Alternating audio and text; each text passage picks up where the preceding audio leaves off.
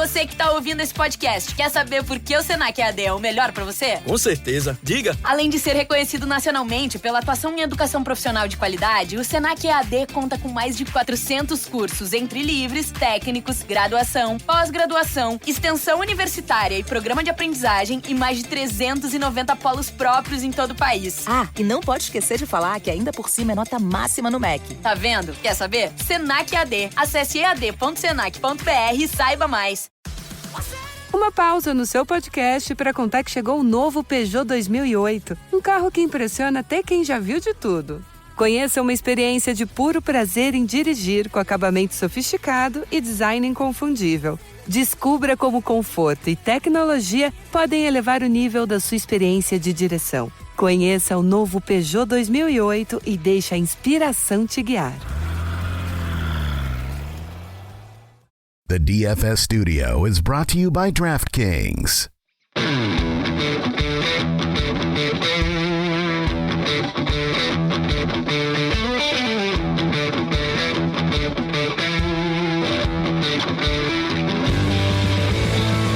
Welcome to the Fantasy Footballers DFS and Betting Podcast with your hosts, Kyle Borganoni and Matthew Betz.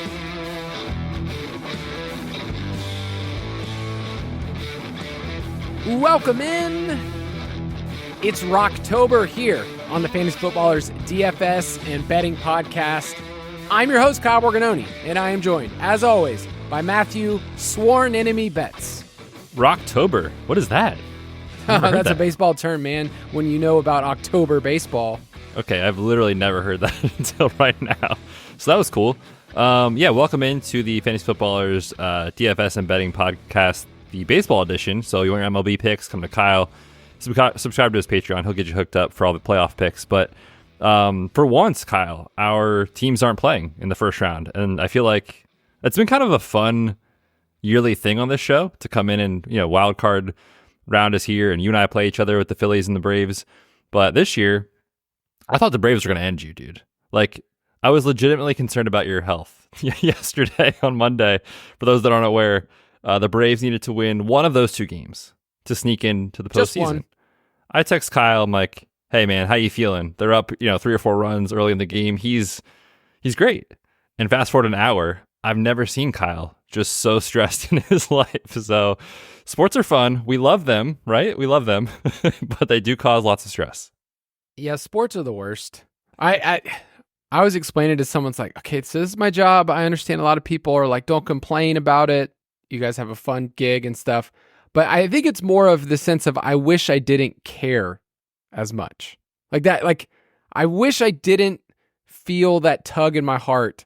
But I love the Braves, grown up with the Braves my entire life. Great time in the 90s, by the way, to be a Braves fan. And then, so baseball will kind of intermingle with this podcast for a little bit. We'll throw it out there. If you don't care about baseball, I feel sad for you. It's a big part of my history in my life. But hopefully Betz and I get to face each other in the next round of the playoffs. And I hate the Phillies. I just hate the Phillies because they're Braves killers right now. And I don't want to face them. But you're here for football, to talk football. And we will be turning the page going into week 5. So we have a month's worth of data. And on the main show this week, if you haven't listened yet, we did a segment on Ready to Roll where we kind of get to figure out which defenses to target, which ones are pass funnels, run funnel. I feel like that's going to help us a lot for the week 5 slate because we have a couple matchups that I think are very clear to team strengths and what we can use in stacking for DFS. So we're going to talk about that. We're going to review our cash picks and give you our salary standouts early in the week. I wanted to check in real quick. We don't talk about home leagues very much. How are you doing in your main home leagues? Doing great. This is the one area of fantasy I've had success this year. It's been a rough start to the DFS season for yours truly. But in home leagues, it's been fun, man. I've been doing really well. I think there's 2 teams that I have that are 3-1. There's another one that's undefeated in the 3 main ones I have. And then a couple dynasty leagues are doing well as on top of that. So yeah, overall pretty good in those areas and those leagues.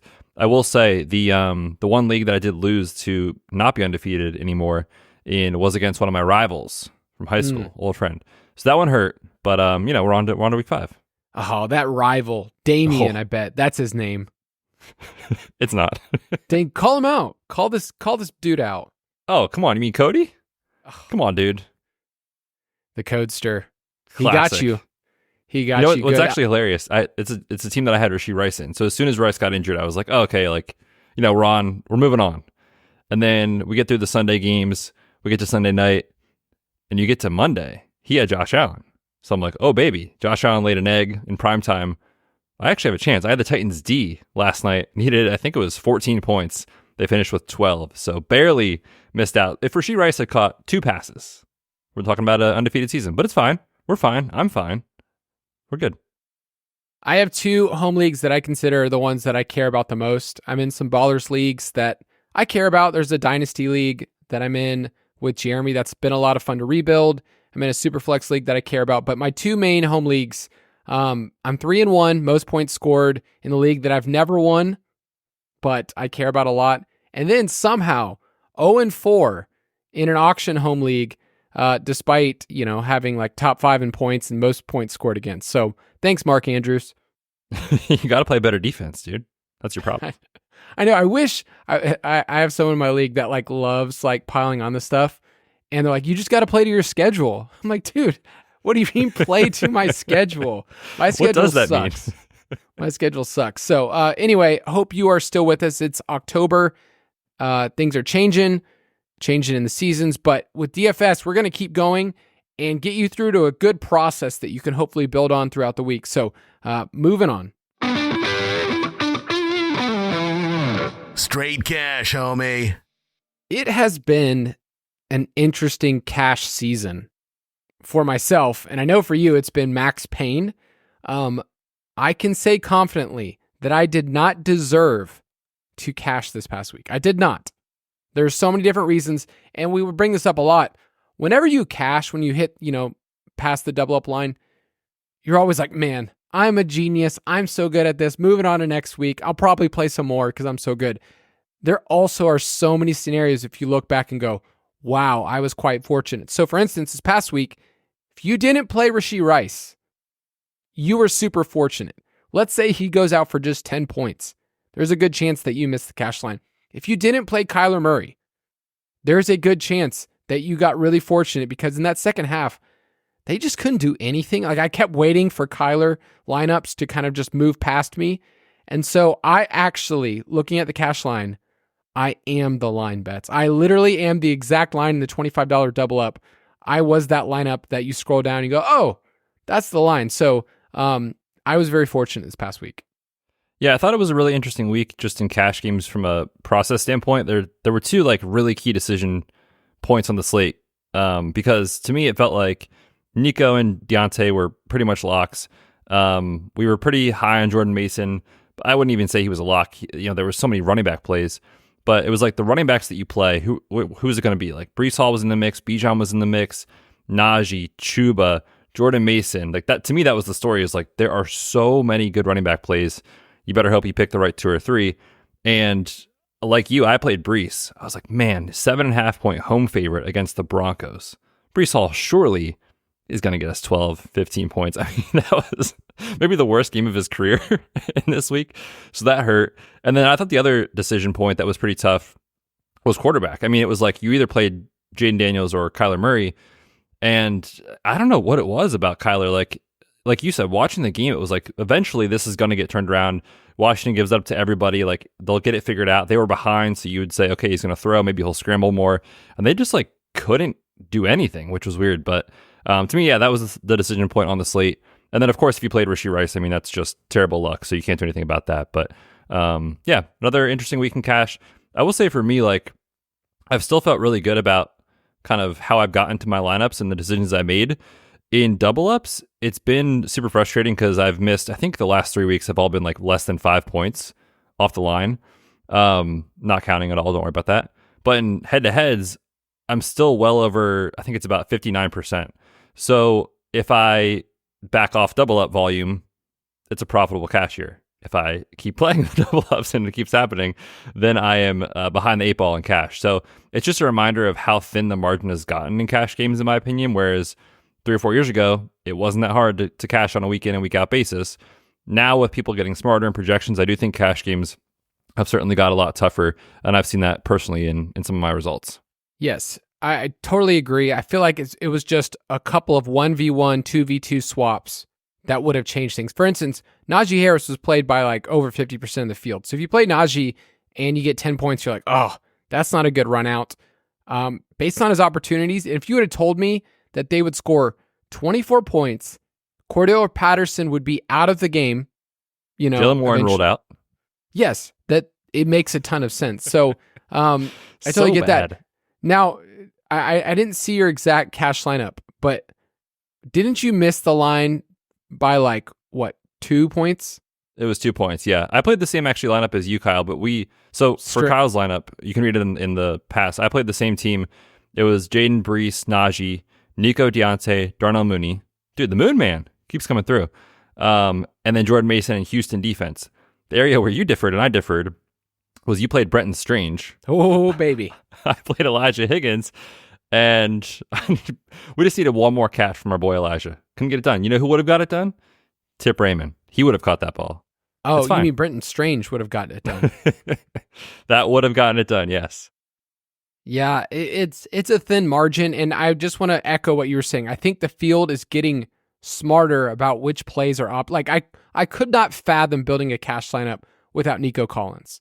I also could not fathom not just hitting the lock button, which don't do that every single time. But Betz and I were both like, we're just going to play Nico in every single lineup and see what happens. And so for me in tournaments, I felt like I had some good calls and some good theory about what I liked playing. So I liked Christian Kirk a lot. And so I had Christian Kirk and Nico Collins combined together in a lot of correlation lineups. And I think some of the running backs was where I kind of got tripped up, where it's like, if you had Najee, if you had Cam Akers in a lineup, any of those things, they probably tripped you up. And then I had a lot of Kyler in tournaments, and that didn't really help out so much. So I think Slate ID, just like IDing, this is what's going to happen here. Here's how I can create leverage, I think is a lot of what is important in fantasy.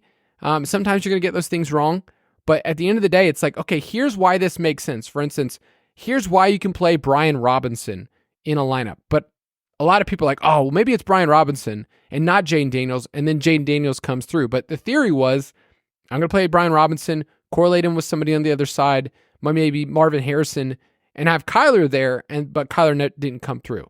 So any last thoughts on this past week's slate? Yeah, another good example of that in tournaments, and this is my best tournament team, was a Fields team, Fields to Pickens. It's the same kind of theory, right? It's like, well, Najee's going to be the most popular running back play on the slate. And to me, like, the outcome we got with Najee, I thought was super unlikely. Like you said, Jalen Warren out. Cordell Patterson gets banged up. They're playing the Colts. They were favored entering this game. It's a dome environment. Like, all of these things say, like, he's probably a really good play at his price point. But with Najee, like, when you think about how he wins, in terms of his play style, it's usually not these chunk plays like you get worried about with like a Devon Achane or someone where it's like, oh, this dude could break the slate with like a handful of touches and just explode. Najee needs like 18, 19, 20 touches to kind of like get there, and he still failed. So I thought there was like paths where it could go wrong in tournaments. So my best team, I think, was a Fields to Pickens team. And just like you said, that's kind of easy leverage. It's hey, if Najee fails, but Pittsburgh still puts up points, it has to come through Pickens because nobody else really catches the ball. Pat Freiermuth, but nobody else really catches the ball. And let's hope Fields runs in a couple. So that's kind of how I'd be thinking about tournaments too, is just identifying those top plays on the slate and asking yourself how likely they are to hit. And if they fail, what is the outcome of that? So just another good week for that. I thought there was some really, really, really, really good leverage points on the slate for tournaments. Some of you guys hit really big, and we want to celebrate with you.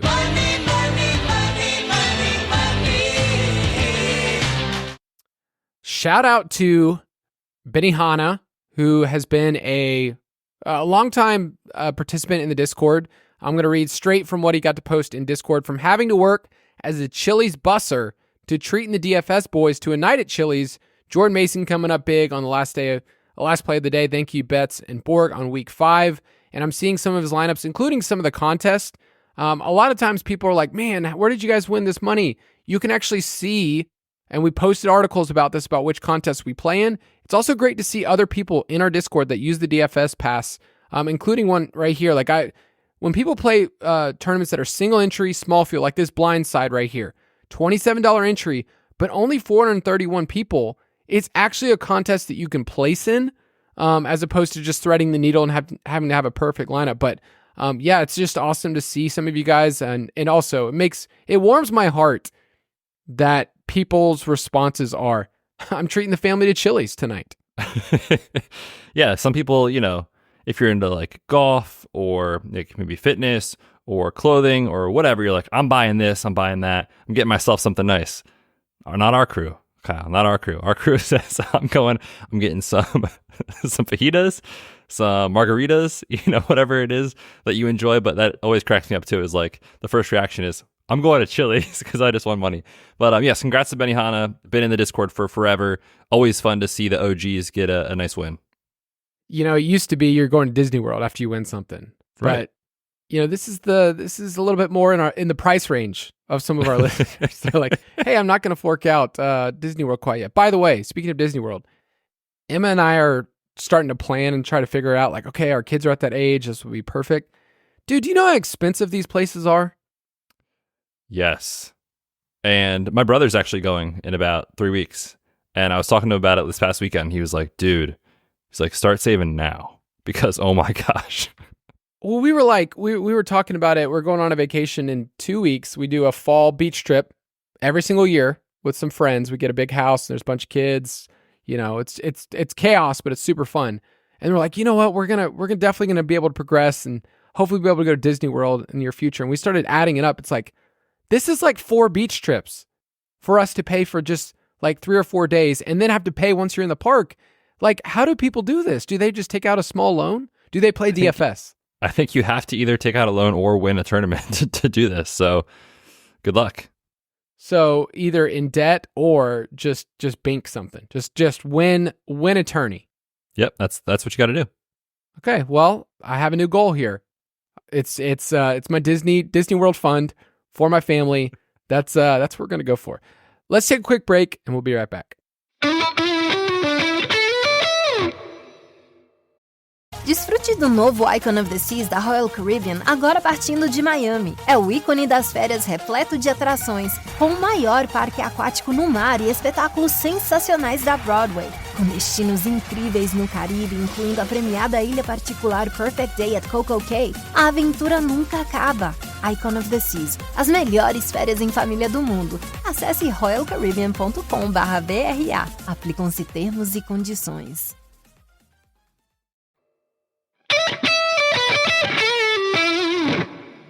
We're back, and we will be turning the page, moving on to week 5. State of the main slate.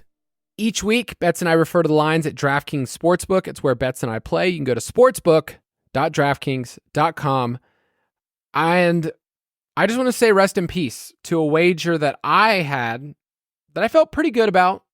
I wrote a whole article about it. Thought, man, I can't wait to clown on Dan Quinn here. And boy, am I looking dumb with the Commanders sitting at 3-1. Your quick takes on, do they win this division? Oh man. It kind of feels like a gut punch, like almost like I did not even think this outcome was possible, where their offense is just unreal. And I think at some point this completion rate from Jaden Daniels is going to come back down to earth. Do they win the division? I still think that's unlikely. Do they enter the wild card conversation? Whereas like before, you would never even have thought that with Washington. That's kind of how I'm viewing this team.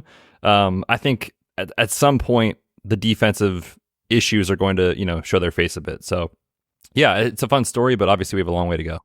Right now on DraftKings, their yes to make the playoff is plus 115. Their no is minus 140. And then in the division, they are still behind the Eagles. They're right there with the Cowboys, but man, like, I know you're super biased, so I'm not going to really take anything you say in this division.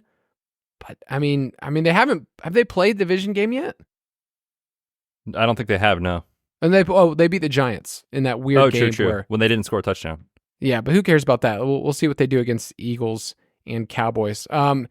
Any wagers you want to check in with? Yes. Just a quick update on props. That's kind of where I wanted to turn our conversation.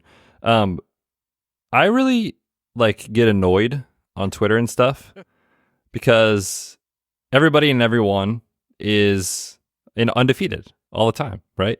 I never lose. We're always winning. That's kind of what I see on Twitter when I just scroll, or like, other people that do handicapping for NFL or whatever sports. It's almost like you never see losers. But the truth is you lose when you bet on sports.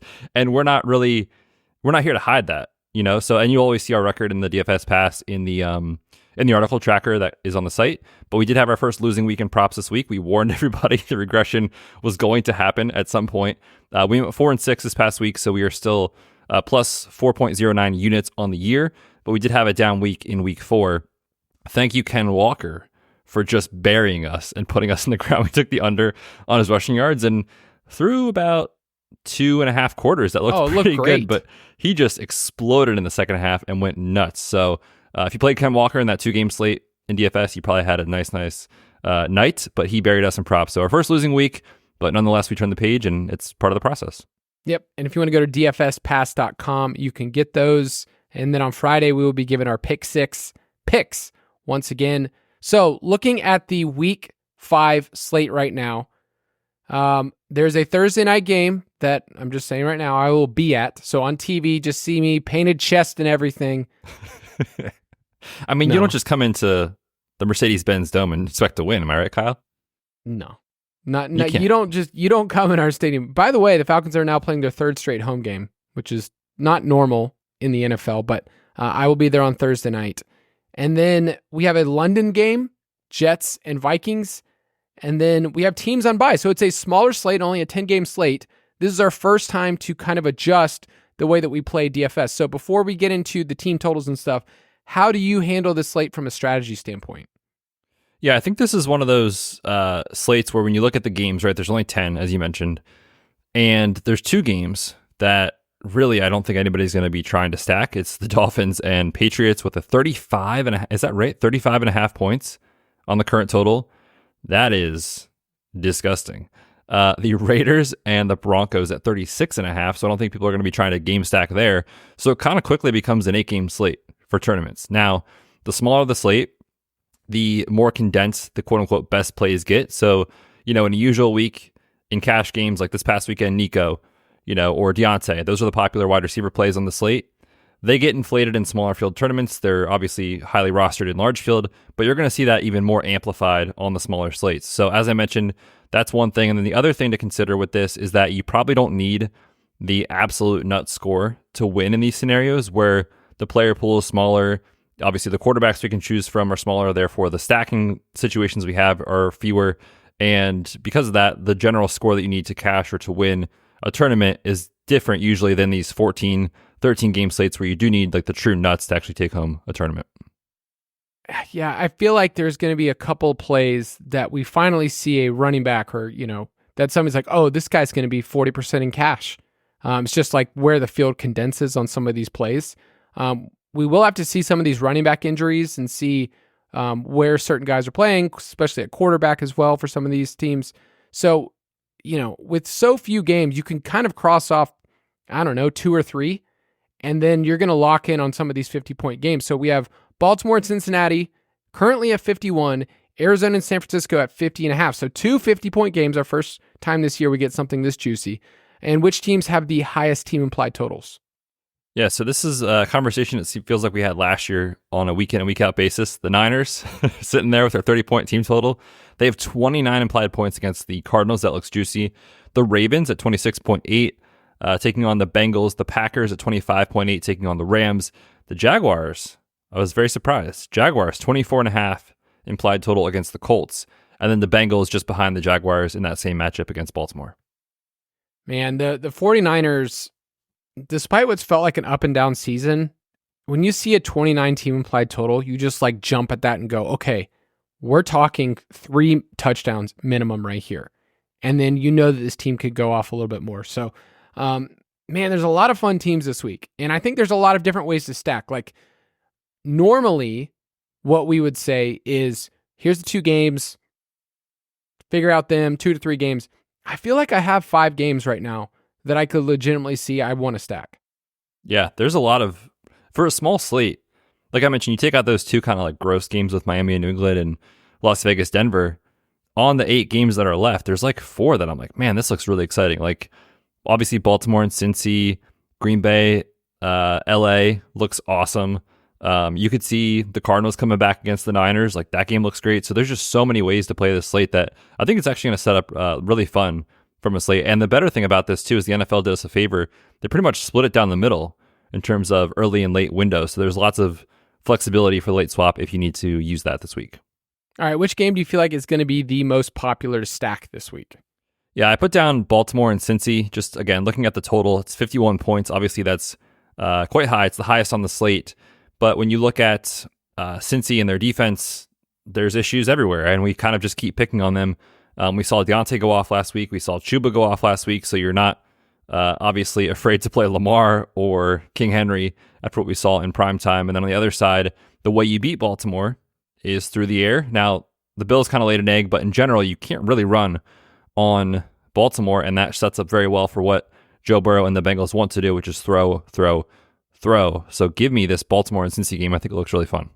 Lamar is 8-1 against the Bengals in his career in starts, and 3 out of the last 4 games between these teams has gone over 50. So there is a lot to like here. In the past, I've always worried whenever we get AFC North battles, they're just like, oh, this is going to be a bloodbath. These teams are just going to go back and forth. I think this is a different version, and we're going to highlight this game when we get to Friday's podcast. But I think when you look at pace of play, and you mentioned it, the clear like pass funnel that the Ravens are, and then Cincinnati can kind of do whatever they want to them. I feel like this game can be a back and forth affair, and you're going to get a lot of volume from Joe Burrow. So that looks really good. I wanted to bring up Buffalo and Houston. It doesn't have a 50-point total. It's sitting at 47, but there are so many fantasy relevant names in this game that you can play. Josh Allen, we're not going to really talk about him in terms of salary standouts. It's a lot to pay considering the other options, but the Texans are allowing a league high fantasy points per dropback against 2 high safeties. Josh Allen's been awesome. He was second in that category last year, and it's a really good bounce back spot from the Bills, who laid an egg on Sunday night. So a lot of relevant names. We think Tank Dell is going to be back. Cross your fingers. I'm really hoping that he helps one of my teams. And then obviously Nico Collins, we're still going to always be talking about. Joe Mixon could be back, and the Bills have been a run funnel. So I feel like this matchup just sets up really well. There are some pricey players, but man, I just feel like people are going to click the button for some of these names. Yeah, definitely. And I think for good reason too, especially with, like you talked about, with some of the too high looks that Houston uses. We talked about that with Christian Kirk last week and Trevor Lawrence, and their offense bounced back nicely. Brian Thomas Jr. is so good. But he bounced back on that look, and I think this is a great spot to go right back to Josh Allen and the Bills as part of your portfolio this week. Just anytime like someone like Josh Allen has a terrible game, the next week I want to just fire at him. So I'm with you on that. I think it's a good one. All right, which game do you feel like is going to be sneaky this week that you're targeting? Can I interest you, Kyle, in the 0-4 Jaguars, back against the wall? Gotta win it. AFC South divisional matchup against maybe Joe Flacco. I mean, this and not just Joe Flacco, Kyle. I mean, if you want to think about a quarterback running back duo, a tandem that you line up as a linebacker and you look in the backfield and you see these two next to each other, that strikes fear into your heart.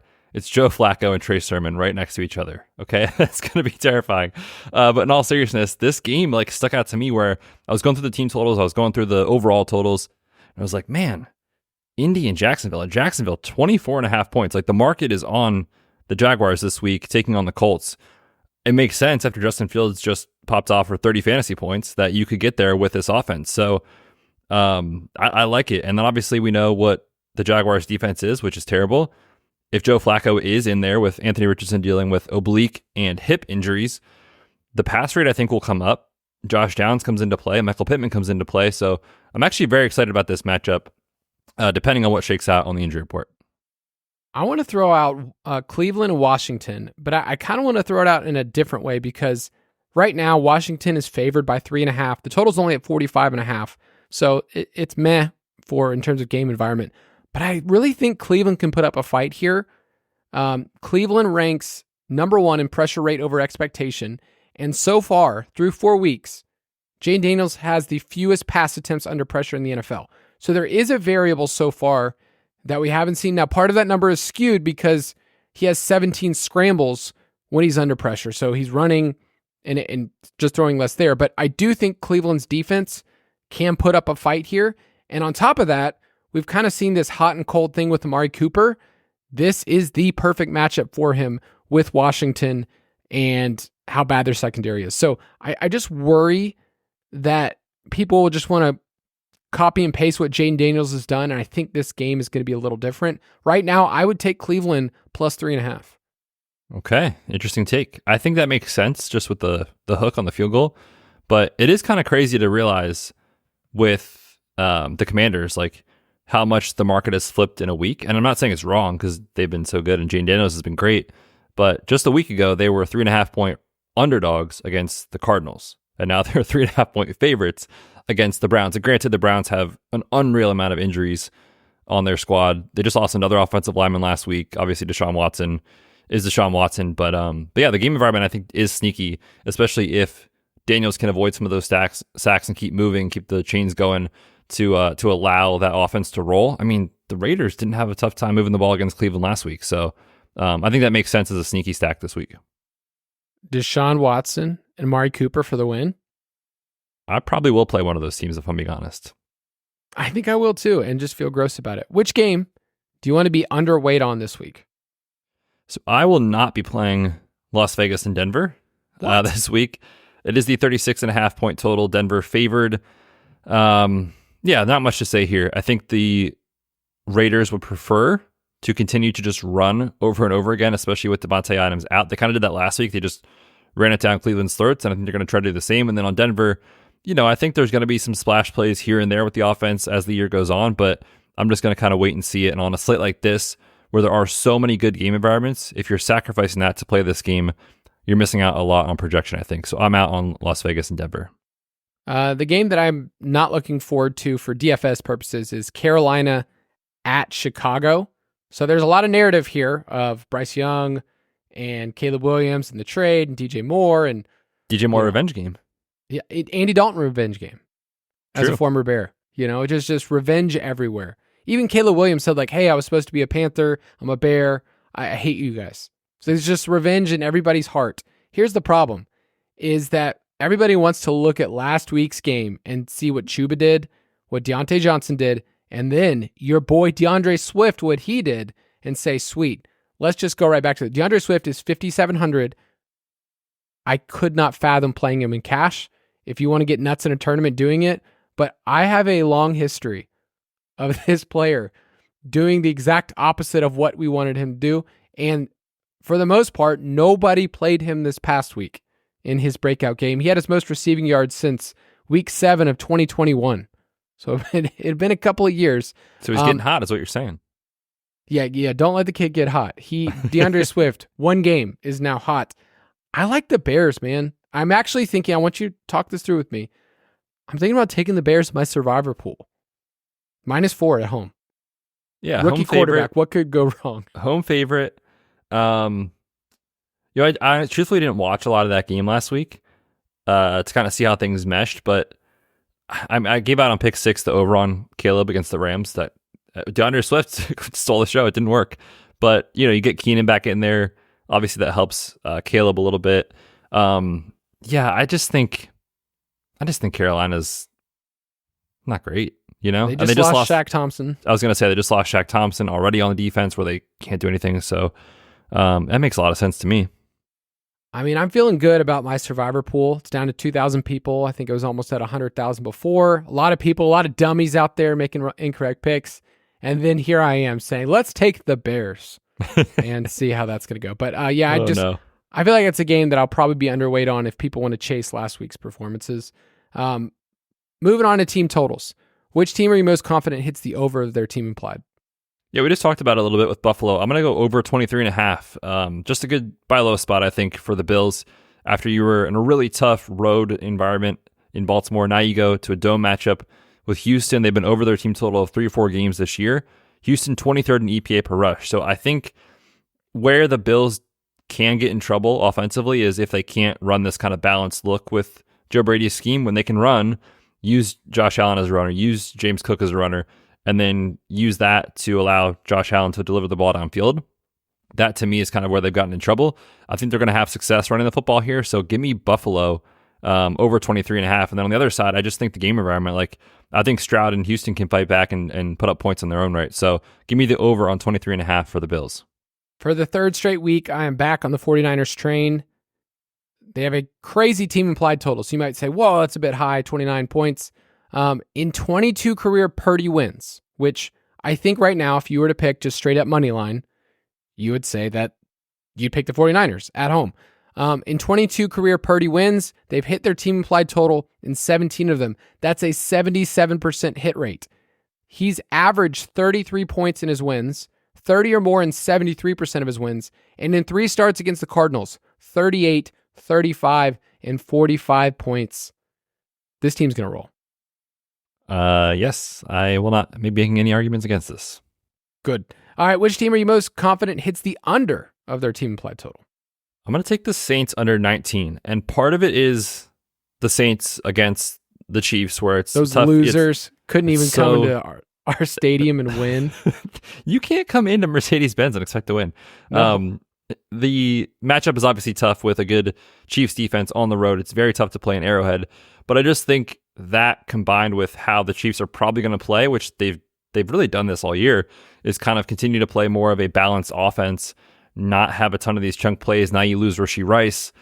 I just think it's going to be one of those kind of slower back and forth games where it doesn't really pop off for a huge game. So on Monday night, give me the under 19 on New Orleans. I don't think the Falcons deserve to win from like a game theory, how they actually played on offense. I mean, it's great to have 2 defensive touchdowns, a bunch of field goals, and no offensive touchdowns. It's more of like the Saints lost the game than the Falcons won. That's how I'm thinking about it in my head. Carolina, I'm going to take the under on their 19. Chicago's opponent has hit the under in their team applied total in all 4 games, and their secondary is legit. Top 10 in YPA, number 1 in fantasy points per dropback versus man, 11th versus zone.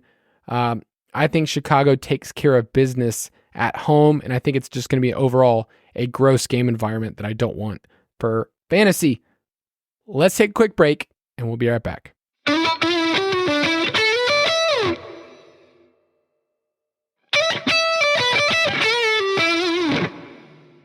Betz, we're going to get to move on.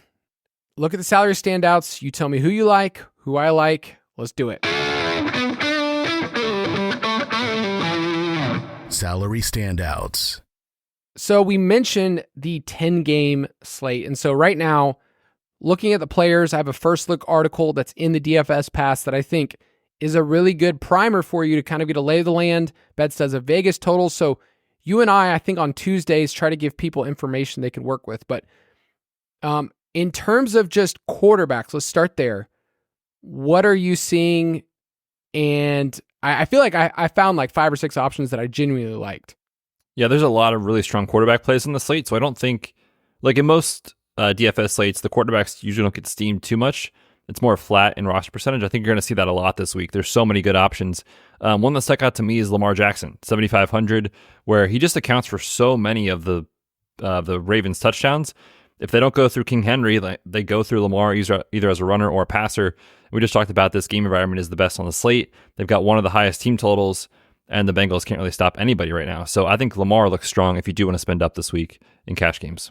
He's averaged 22.5 DK points versus the Bengals in his career. So at 7,500, you would be very happy with 20 plus.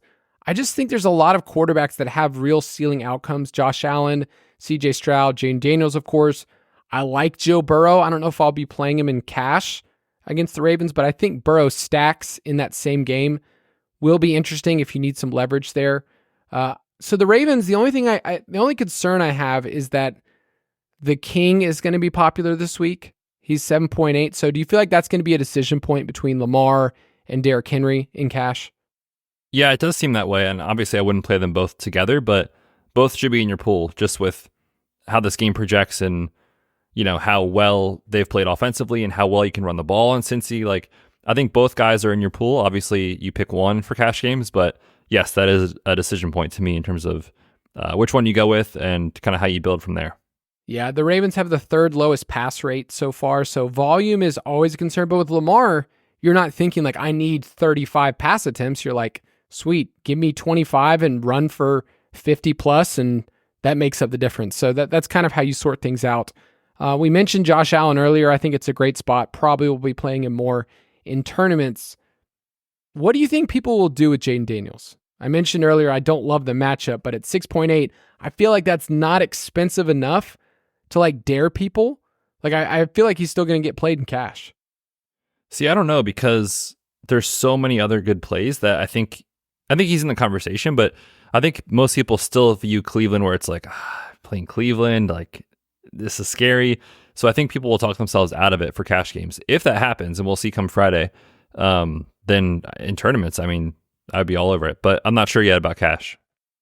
DFS is so wild, man, that week to week, you can actually turn on a player and go, you know what? I'm not playing this guy this week. It's the same dude. And last week it was like, I could not, Jaden Daniels is our number one quarterback in our best plays rankings. It's like, we're playing Jaden Daniels. In my double ups, he was 40%. Everybody was on him.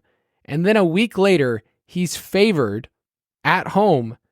And it's like, I feel like this isn't a great, like, I don't know. I feel like 6,800 is still too cheap. I'm kind of against him in cash, but like he should be 7,500.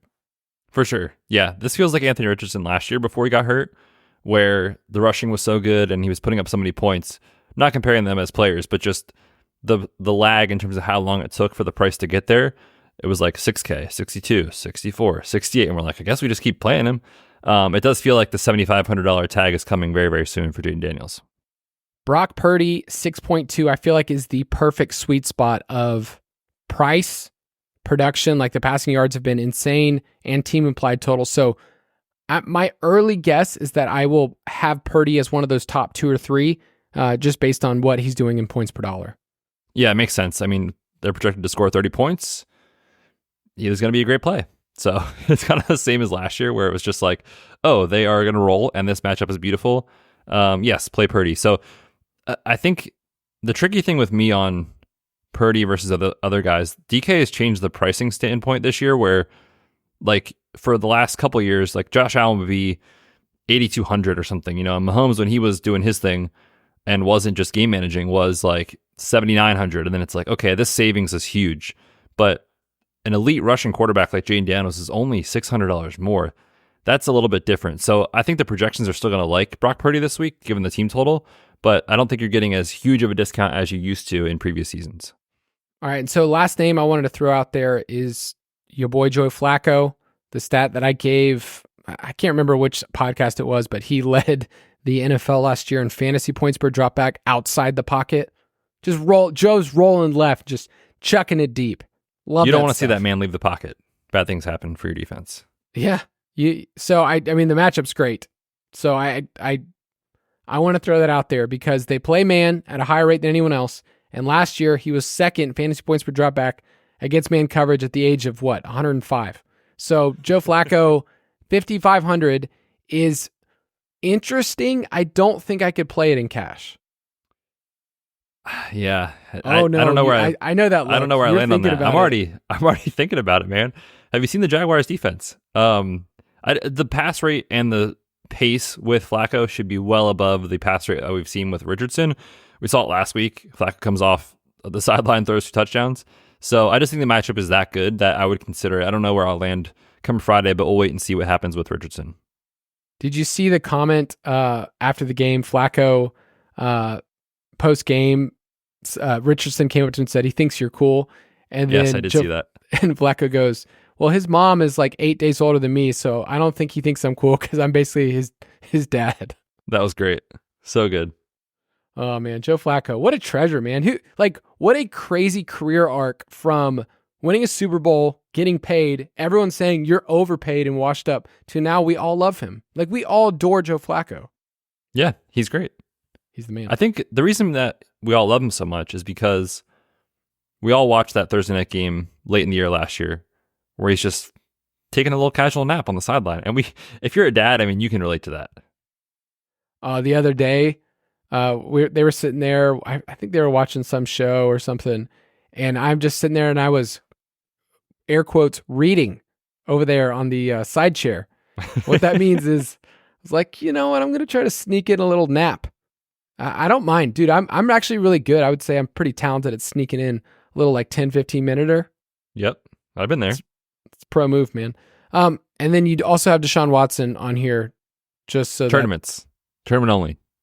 But he's cheap and the matchup is there. So, and you just told me this is the game environment we need. So I said it's a sneaky game environment. You said take it to the bank is what I heard. But yeah, for tournaments, I think Deshaun Watson is interesting.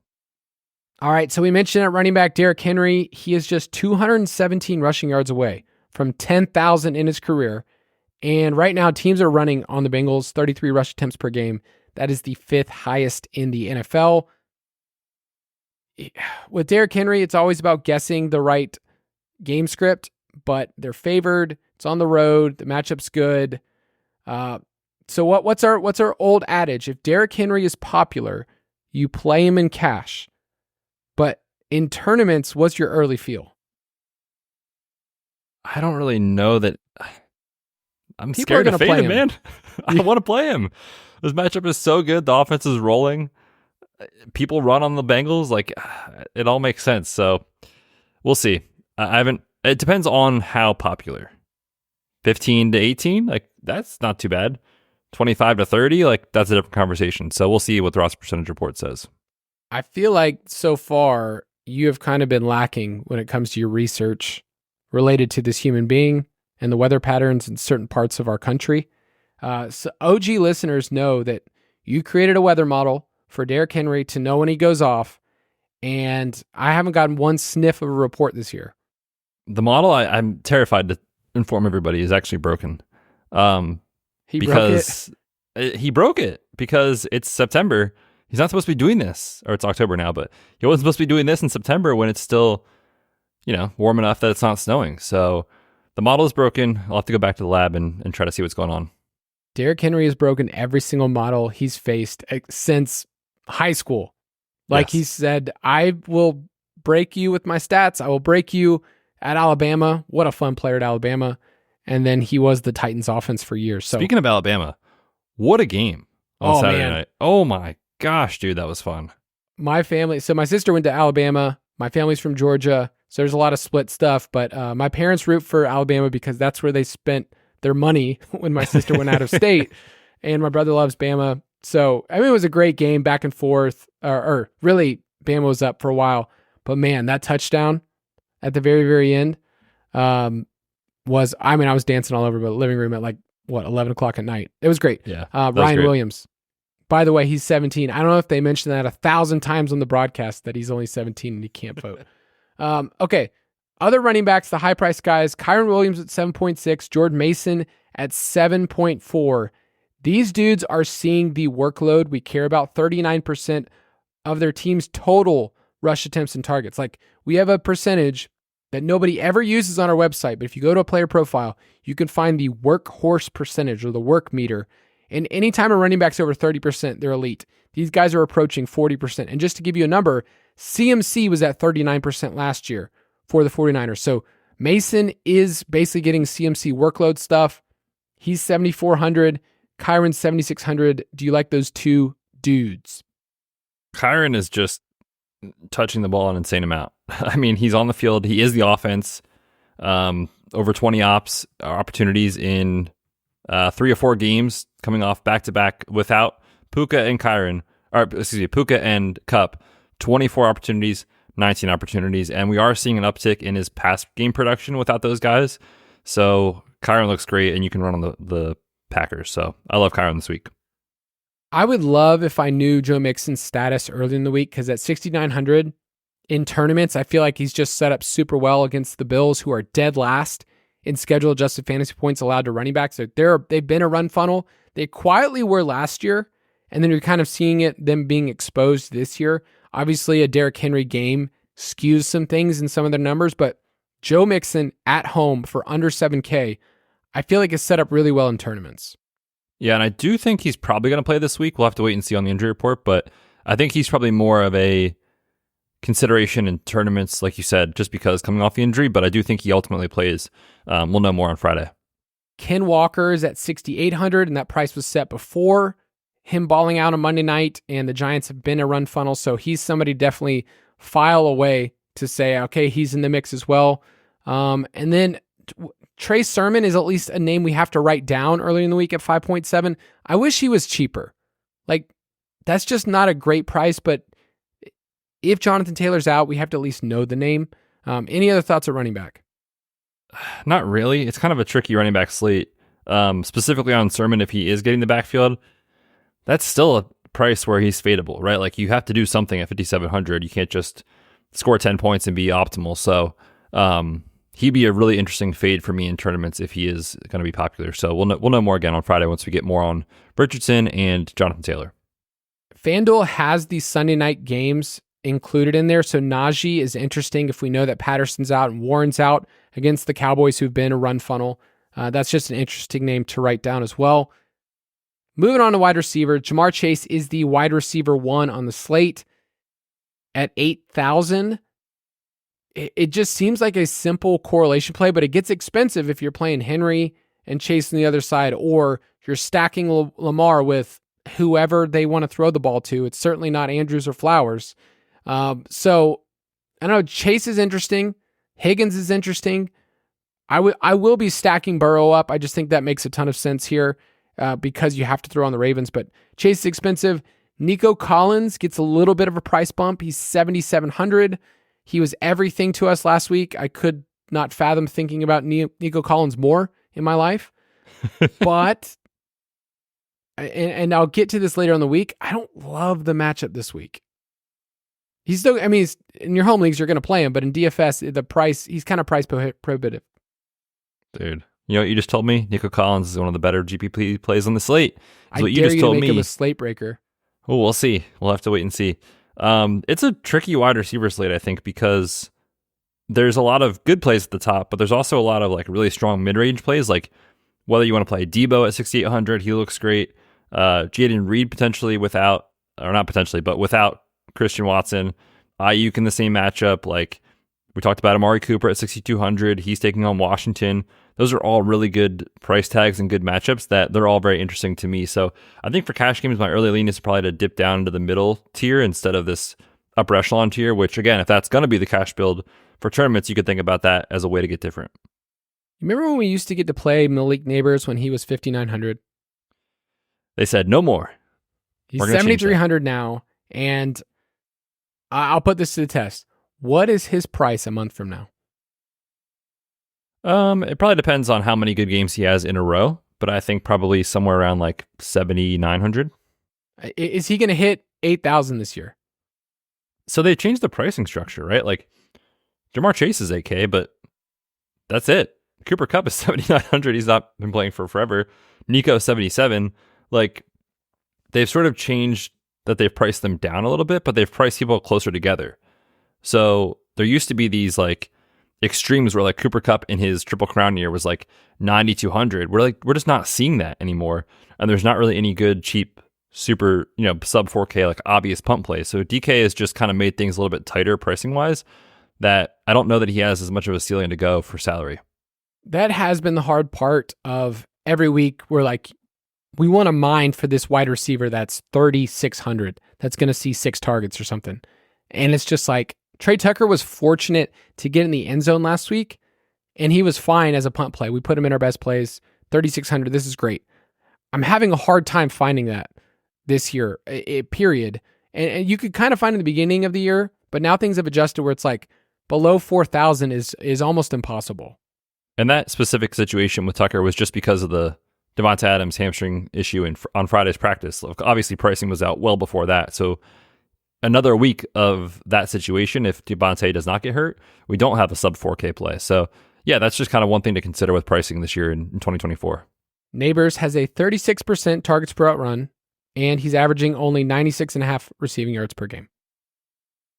He's so good. Other plays I want to mention, the Packers wide receivers I feel like are going to be on people's radar. Jaden Reed, when he plays Jordan Love, has been awesome this year. The Rams are tied with the Panthers for the highest fantasy points per dropback versus zone. So I feel like Jaden Reed at 6,500 is a fine price, but Dontavian Wicks is going to be the big name this week that everybody is going to talk about in your home leagues that you're going to pick up on waivers, you're going to spend a ton of money on. He's 5K. And in this landscape, I think that's fine. 5K is great. 31% targets per out run is 5th best among all wide receivers. He's tied there. So do you feel like he's early in the mix of like people are going to play him in cash? Yeah, probably. I mean, he's good, right? Like that was the conversation in best ball season all summer was like, we're not sure how the routes are going to shake out, but his underlying numbers say he is a very good player. And he backed that up again this past week with Christian Watson out. He was awesome. And so, yeah, you get a good matchup here as well against the Rams. Dontavian Wicks certainly looks like an early cash game cornerstone piece for week 5. Yeah, I think there's a lot of dudes in this 5 to early 6K range. I mentioned Amari Cooper for tournaments. Brian Thomas is 5,900. He's interesting. Khalil Shakir has been probably the most consistent Bills wide receiver. If you want to stack him up with Josh Allen, that's great. Can I interest you in some Jordan Whittington at 4,600? Maybe. Or you can try, I guess. Go ahead. 8 targets last week. Turned it into 6 for 62. 97% of the snaps. It's a lot of snaps. Dude, he was on the field, not just running cardio like some of those people out there. And the Packers are 27th in scheduled adjusted fantasy points to wide receivers. When I started scrolling down and looking at some of these and starting to project some target shares, I'm like, he's the one that makes the most sense. I still wish he was like, I don't know, 4K, 3,800. But that's kind of the lowest that I'm seeing. And that's a great point in terms of the structure we were just talking about. Like Dontavian Wicks looks great at 5K. 4,600. This 2 years ago, this player is 3,200, and you're like, okay, baby, here we go. So credit to DK, they've been more aggressive with it this year. That he's in the conversation, but I don't think he's like a slam dunk by any means. Any other names you want to bring up for wide receiver? Josh Downs is interesting, 5,100, right in that sweet spot for cash games. Just again with the pass rate potentially coming up. If Flacco is back there in a beautiful matchup against the Jaguars, Josh Downs has been really, really good since he returned from injury. Yeah. So the Packers wide receivers, I think, are going to be a big conversation point this week of what you do with Reed, Wicks, Dobbs, all of those kind of guys. I feel like we just need to monitor what you're going to do for that. Let's move on to tight end. And I'm going to let you be the one to lead this, Betz. I'm not calling it a funeral, but it is, it's sad times out there. 4K. Mark Andrews. We used to pay $5,800, $6K. Didn't think twice about it. Cheaper than Dalton Schultz, Cole Kmet, his own teammate. Barely more expensive than Hunter Henry and Zach Ertz. Good night, sweet prince. It's over. 4K for Mark Andrews. How did we get here, Kyle? I don't know what I'm going to tell my kids. Oh, man. I know what we're definitely telling them. They're not going to college. That's certainly true. That is certainly true. Oh, man. And you know what the worst part about the Mark Andrews situation? There's many things that are terrible, but it felt like 6 times on the broadcast Sunday night, they were like, man, look at this block from Mark Andrews. I was like, stop talking about the blocking. We want routes and pass catching. And then he gets the target. I mean, he's still running probably right now. If he catches that ball wide open, hits him in the hands, and just drops. We're going to talk about Mark Andrews a lot with Mike on the Dynasty podcast tomorrow on Wednesday. I just don't know what to do anymore, but I just wanted to point out that he is 4K, and that is pain. The only logical explanation for this is that this is a Space Jam situation where the Nerdlucks, which is the name of them, before they became the Monstars, like they stole this man's talent. Like he's supposed to be, Charles Barkley, Muggsy Bogues, Larry Johnson, Patrick Ewing, and Sean Bradley. That, that's what was there. That's what was taken from him. And right now we're sitting with a 4K tight end that you go, wait a second, this is the best game environment of the week. Can I play him and stack him up with Mark Andrews at 4K? And so you know what I'm going to be doing? I am going to be playing this man in tournament. I need to burn a bigger hole in my pants pocket. Yeah, you know what? Let's lose some more money. Why not? Remember, Zay Flowers had a catch this past week. Like, that's it. Just one. True. Okay, so there's hope. Is that what you're saying? I mean, in DFS, right? You can tell me anything. I'm totally fine with it. I am terrified to play him in a home league, but in tournament at 7%. Now we're talking. The name that you might be playing in your home league over him, and then you can probably play him in DFS is like, you could play Tucker Kraft, Packers tight end, 3,500. He's run one fewer route. That was hard to say. One fewer route than Brock Bowers this season. His targets per route run is fine, 17%. And I don't know what happened to Luke Musgrave, but him and his dirty stash just apparently don't get on the field anymore. So Tucker Kraft's a punt option. You don't want to play too many Packers this week. So if you're playing Wicks and Kraft, I'm okay with that. So Kraft is my early favorite at 3,500. Yeah, I like him a lot. I will say you need to caution like expectation for target count. Like if you just log in and you're like, oh my gosh, 9 targets last week, like Tucker Kraft to the moon. Jordan Love threw it about 100 times in that game, in that negative game script. So in general, the pass attempts will be down compared to last week for Love, but hard to argue with the price. And, you know, this is a DFS show. We're not talking about your home leagues, but the schedule coming up for Tucker Kraft, if you do have to pick him up in a home league, is kind of nice. The Rams this week, the Cardinals, Houston, at Jacksonville, his next 4 matchups. That is pretty sweet. I'm going to end up playing him and sitting Mark Andrews. I'm going to do that. I guess I'm going to have to. It's like, I'm going to go for Wicks. You're going to go for Wicks. Everybody and their mom is going to go for Wicks on their waiver wire. And I'm going to end up with Kraft and start him over Andrews. Heck, I might have to just... I can't cut Mark Andrews. I would never do that. Oh my gosh. If it doesn't happen this week, though, you probably have to. I will never cut him, ever. I love him like too Kyle, much. There's a free running back that's going to touch the ball 20 times this week on your waiver wire. You want to pick him up? No, I got to hold Mark Andrews, man. I got to flex Mark Andrews. Do we know anything about Evan Ingram? He was, quote, close to playing last week. I don't really believe anything Doug Peterson says, though. I mean, he didn't practice at all, so I don't think he ever was really close. They've said that he is tracking to return to practice this week, whether that's limited or full, we'll wait and see, but he is 4,600. It's not that cheap, though, man. Like, I feel like in week 1, I have to go back and look, but Evan Ingram was, what was he? He was 5,500 in week 1. So we're not even really getting that much of a discount for a player that hasn't practiced coming off of an injury. So I don't know. It's fine. I'm bringing it up because Brenton Strange only 3,200. Okay. I like that angle. Yeah, Brenton Strange has been targeted on 20% of his routes the last 3 weeks. That's pretty Penn good State for a player. tight end. What? He's a Penn State player. And a So you second know round he's pick, good. too. So you know he's good. Penn State tight ends, they do work. All right, last thing, defense. I'm bringing up the Seahawks because they were so bad against the Lions. Lions just run unstoppable on offense, but they're playing Daniel Jones, and Daniel Jones is bad under pressure. I wrote in the DFS pass that his yards per attempt endures George Costanza levels of shrinkage when he is pressured. I did read that this morning. Had a nice little chuckle to myself. So I appreciate those little, when you put in like a little one-liner in an article and just hope someone finds it, it's very good. So hat tip, Kyle. That was great.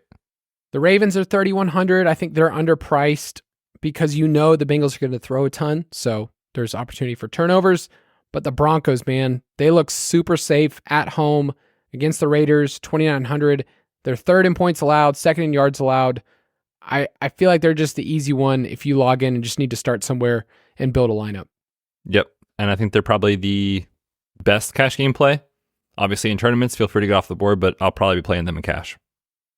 If you want to play with us, you can go to ballersdfs.com. It will direct you to our DraftKings League, Fantasy Footballers DFS, Borg, and Betz. We will have some contests coming up, including this Thursday night, the Buccaneers come into Mercedes-Benz Dome. And boy, is the crowd going to be rowdy.